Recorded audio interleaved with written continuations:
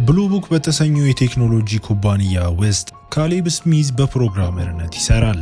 የኩባንያው ዋና ስራ አስፈጻሚ የቅንጦት ቤት ለአንድ ሳምንት ለመጎብኘት የቀረበውን የኩባንያ አቀፍ ውድድርም አሸንፎ እሱም መመረጡን ሲሰማ የስራ ባልደረቦቹ ሁሉ እንኳን ደስ አለ ብለውትም ራቅ ብሎ ወደሚገኘው ቤት በሄሊኮፕተር እየተጓዘ አብራሪውም ሰው በሌለበት ምድረ በዳ ላይ አውርዶት አብራሪው ወደ ህንፃው ለመድረስ ወንዙን ተከትሎ መጓዝ እንዳለበት ነገረው።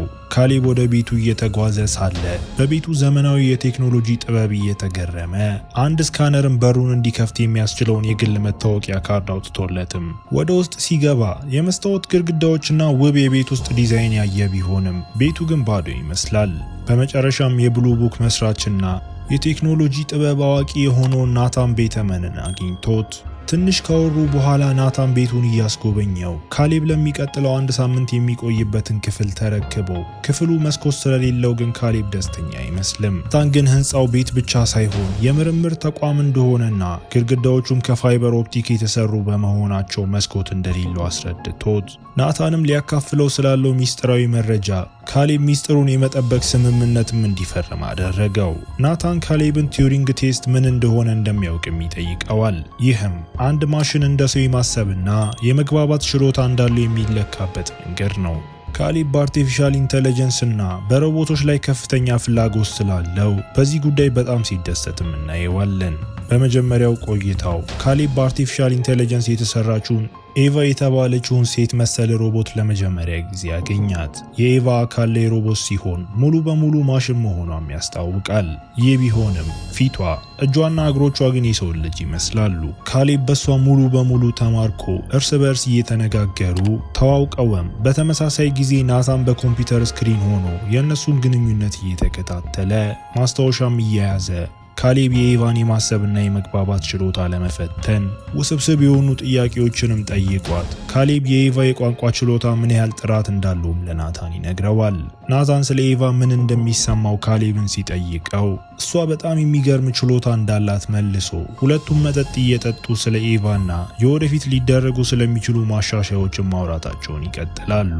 በዚያ ምሽት ካሌብ እንቅልፍ አልወስድ ብሎት ተቸግሮ ሰልችቶት በክፍል ውስጥ ያለውን ቴሌቪዥን ሲከፍት በቤቱ ዙሪያ ያሉ ካሜራዎችን ማየት እንደሚችል ተገንዝቦ ኤቫ በክፍሏ ውስጥ ልክ እንደ ተራ ሰው ጠረጴዛ ላይ ስትጽፍ አይቷት ኤቫ ከጠረጴዛዋ ስትነሳ በድንገት መብራት ይጠፋል።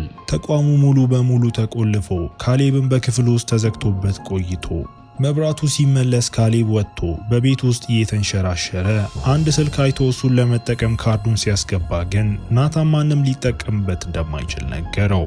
ካሌብ በክፍል ውስጥ የመብራት መቆራረጥ እንደነበር ሲናገር ናታንም በቤት ውስጥ ያለው የኤሌክትሪክ መስመር ገና በመሰራቱ ላይ ያለ መሆኑን በመግለጽ ጉዳዩን ቀለል አድርጎት በማግስቱ ኪዮኮ የተባለችው አገልጋይ ለካሌብ መጠጥ ይዛ ወደ ክፍሉ የገባች ሲሆን ናታን እሷን ይላካትም እንድትቀሰቅሰው ብሎ ነው።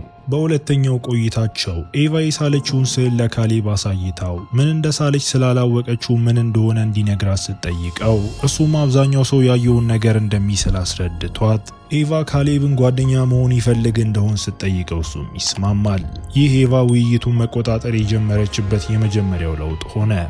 ሳያውቁት ሚና ተቀያይረው እሷ ጥያቄ ጠያቂ ሆና ሌላ የመብራት መቆራረጥ ሲከሰት ካሌብና ኤቫ በክፍል ውስጥም ይዘጋባቸዋል።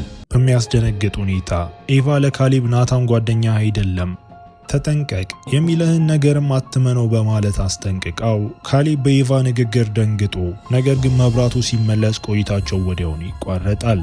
በራት ሰዓት ኪዮኮ በካሌብ ላይ ወይን ስታፈስበት ናታንም በዚህ በጣም ተናዶ ኪዮኮን መጥፎ ስድቦችን ሲሰድባት ካሌብም ይደነግጣል። ነገር ግን ናታን እሷ እንግሊዘኛ መናገርም ሆነ መረዳት እንደማትችል ነግሮት በንግግራቸው መሃል መብራት በጠፋበት ወቅት ምን እንደተፈጠረ ናታን ሲጠይቀው ካሌብ ግን ምንም የተለየ ነገር እንዳልተፈጠረ ተናግሮ ካሌብ ክፍል ውስጥ ሆኖ ኤቫ ስትተኛ በቴሌቪዥን እየተመለከታት በእሷ መሳብ ስለጀመረም ስላደረጉት ውይይት እያሰበ ይታያል። በሶስተኛው ቆይታቸው ኤቫ ለካሌብ ሌላ ስዕል ያሳየችው ሲሆን ይህም ከቀድሞ በጣም የተሻለ ነው። ከተቋሙ ብታመልጥ የሰው ልጅ ህይወት ሙሉ በሙሉ ማየት ስለምትፈልግ ወደ መኪና መንገድ መገናኛ እንደምትሄድ ነግራው ካሌብም አብሯት መሄድ እንደሚችል ትናገራለች። ከጥቂት ቆይታ በኋላ ኤቫ ቀሚስና ዊግ ለብሳ ካሌብን አስገርመው አሁን እሷ ሙሉ በሙሉ ሰው ትመስላለችና ካሌብ በአዲሱ መልኳም አድንቋት አብረው ዴት ስለመውጣት ብትጠይቀውም ነገር ግን በካሌብ አይምሮ ውስጥ እሷ ሮቦት ብቻ በመሆኗ ጉዳዩ አጠራጣሪ ሆነበት። አሁን ስለ ስሜቱና ስለ ኤቫ ግራ ተጋብቷል። ከዚያ ቆይታ በኋላ ካሌብ ናታን ኤቫ እሱን እንድታማልለው አድርጎ እንደቀረጻት ሲናገር ናታን ግን እንደ ሴት ምላሽ እንድትሰጥ ብቻ እንደተቀረጸች ገልጾለት በመቀጠልም ለካሌብ ስሜት ሊኖራት የሚችልበት እድል እንዳለ ነገረው።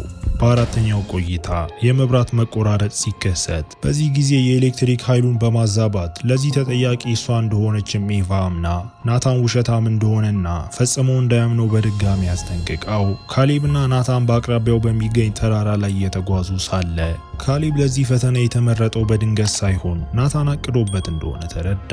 ናታን ስለ ኮዲንግ ባለው እውቀት እንደመረጠው ሲያስረዳው ካሌብ ነገሩንም ችላ ብሎት፣ ነገር ግን ካሌብ በናታን ራስ ወዳድነትና በኪዮኮና በኤቫ ላይ ባለው ትዕቢተኛ ባህሪ እሱ መጠራጠርም ጀመረ። በአምስተኛው ቆይታ የኤቫ ባህሪ ተቀይሮ እሷ ይበልጥ ማስፈሪ ሆናለች። ከበድ ያሉ ጥያቄዎችን ስትጠይቀውም ካሌብ እየመለሰላት ይህ ካሌብ ኤቫ ፈተናውን ካላለፈች ምን እንደምትሆን እንዲያስብም አደረገው። ኤቫ ማንም ሰው እሷን የማጥፋት ስልጣን እንዳለውና ለምን እንደዚህ እንደሚፈቀድ በመጠየቅም ተናዳ ከትዝታዋ የሳለችውን የእሱን ስዕል አሳይታው ናታን ግን ስዕሉን ለሁለት ስለቀደደው ይህም ካሌብ በናታን ላይ ያለውን እምነት አጥቶ ከኤቫ ጎን እንዲቆም አደረገው። ናታን ኤቫን ለማሻሻል ማሰቡን ይህም የካሌብን ትዝታ ጨምሮ ትዝታዋን ሁሉ ማጥፋት ማለት እንደሆነ የደረሰበት ሲሆን ይህም አሁን ያለውን ማንነቷን እንደ መግደል ይቆጠራል። ካሌብ ናታን መጠጥ እንዲጠጣ አበረታቶት ናታንም በመጠጥ ሱስ ስለሚሰቃይ በደቂቃዎች ውስጥም ሰክሮም ይወድቃል።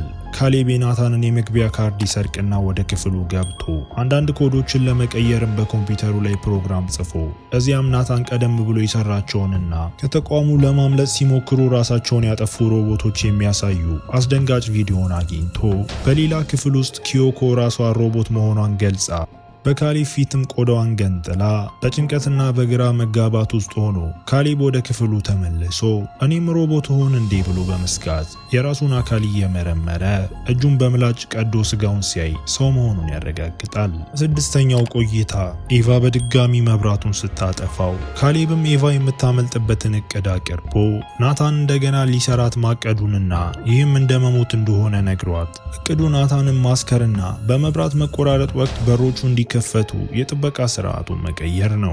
ስለዚህ መብራቱ እንደጠፋ ሁለቱም ማምለጥ ይችላሉ። ነገር ግን ናታን መጠጣት ስላልፈለገ እቅዳቸው እንደታሰበውም አይሄድም። ናታን በባትሪ በሚሰራ ካሜራ የእነሱን የመጨረሻ ሚስጥራዊ ውይይት እንደሰማና ካሌብ ራሱን ሲቀድ ማየቱንም ይገልጽለታል። ናታን ኤቫ ካሌብን የምትወደው አስመስላ ለማምለጫ ብቻ እየተጠቀመችበት እንደሆነ የነገረው ሲሆን እንደ ናታን አባባል እውነተኛው ፈተና ይሄ ነው። ኤቫ ካሌብን በመቆጣጠር ልዩ ብልሃቷንም አሳይታለች። ይህ በእንዲህ እንዳለ ኤቫ በተስማሙበት መሰረት ከምሽቱ 4 ሰዓት ላይ መብራት አጥፍታ ካሌብም ናታን እንደሚከታተላቸው ጠርጥሮ እንደነበርና ትላንት ናታን ሰክሮ በወደቀበት ወቅት የጥበቃ ስርዓቱን ቀይሮ የኤቫ ክፍሎች በሮች እንዲከፈቱ ማድረጉን ይናገራል። ናታን ይህን ሲሰማ ተጨንቆ ኤቫ ከክፍሏ ከወጣች ምን ሊፈጠር እንደሚችል በማሰብ ፈርቶ በካሜራ ወጥታ ሲያት ምን ማድረግ እንዳለበትም ግራ ገብቶት በንዴት ካሌብን መጥቶ ራሱን እንዲስት ካደረገው በኋላ ወደ ኤቫ ሮጦ ናታንም እሷን ከኪዮኮ ጋርም ኮሪደር ላይ ያገኛት። ኤቫ እየሮጠች ስታጠቃው እሱ ግን ተከላክሎ የኤቫን እጅ በመስበርም ይቀጣታል። ኪዮኮ ሳይታሰብ ናታንም በቢላዋ ወቅታው እሱ ግን መልሶ መጥቶ ጨርሷት ኤቫ በድጋሚ በቢላዋ ወቅታ በመጨረሻም ትገለዋለች። ኤቫ ወደ ናታን የግል ክፍል በመሄድ በሌሎች ስራ ያቆሙ ሮቦቶች አካል ራሷን ጠግና የሮቦት አካሏን ለመሸፈን የቆዳ ቁርጥራጮችንም ትወስዳለች። ካሌብ ነቅቶም በሩን ተቆልፎበት እሷ ልብሷን ስትለብስ ካሌብን በጉጉት ተመልክቷት እሱ ያለበትን ክፍል ስታልፍ ግን ሙሉ በሙሉ ችላ ስትለው ይህም ካሌብን እየተጠቀመችበት እንደነበርና ለሱ ምንም አይነት ስሜት እንዳልነበራት ያረጋግጥለታል። ኤቫ ነፃ ሆና ስትወጣ ካሌብ በተቆለፈበት ተቋም ውስጥ ብቻውን ቀርቶም ለካሌብ የመጣው ሄሊኮፕተር እሷን ይዟት ሄዶ ወደ ትልቅ ከተማ ደርሳ በቀላሉ ከሰዎች ጋርም ተቀላቅላ ስትጠፋ እያሳየን ፊልሙ እዚህ ጋር ይጠናቀቃል። እስከ መጨረሻው አብራችሁኝ ስለነበራችሁ አመሰግናለሁ። ቻናሉን ሰብስክራይብ በማድረግ ተቀላቀሉ። በቀጣይ ቪዲዮ እስክንገናኝ መልካም ጊዜ